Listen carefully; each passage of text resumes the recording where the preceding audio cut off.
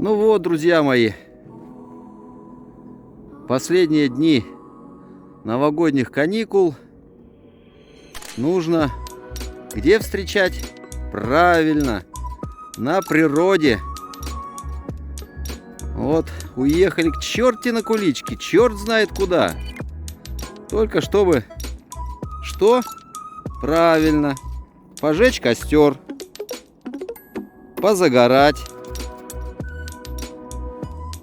посмотреть на звезды, полюбоваться миром. Напасли дров для костра, сядем на стульчики, а потом поваляемся и небом полюбуемся.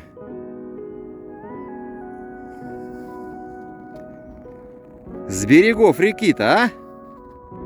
Как хорошо будет это сделать. Просто чудесно. Ехали, застряли. Решили дальше не ехать. И поняли, что это наше место. Это наша река. Вот такие дела.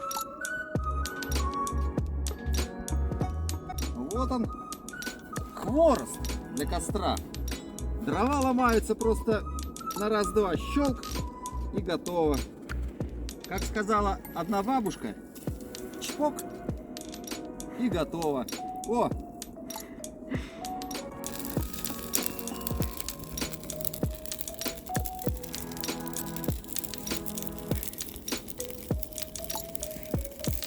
Разжигаем наш зимний костер.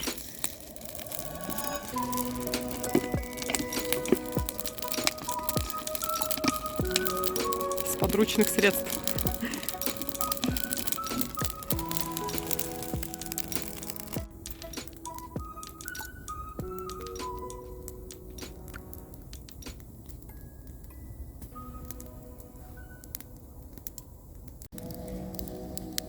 Вот и горит костерок, трещат дровишки, летят искры, уже вечереет, костер выплавил себе местечко в снегу и так уютно горит, согревая ноги и руки. Уютно. Вот он как специально, по-моему, позирует. Разгорелся.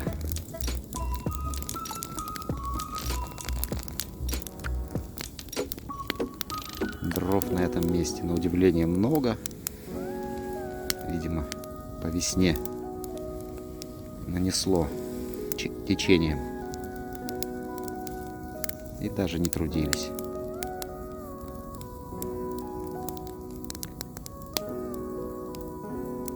Жалко только, что быстро темнеет. А может быть и наоборот. Это хорошо.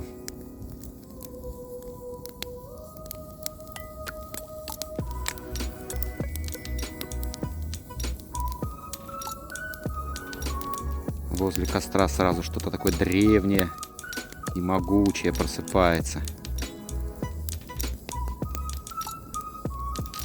В наших умах,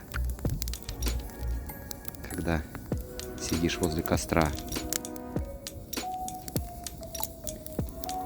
И такие древние истоки.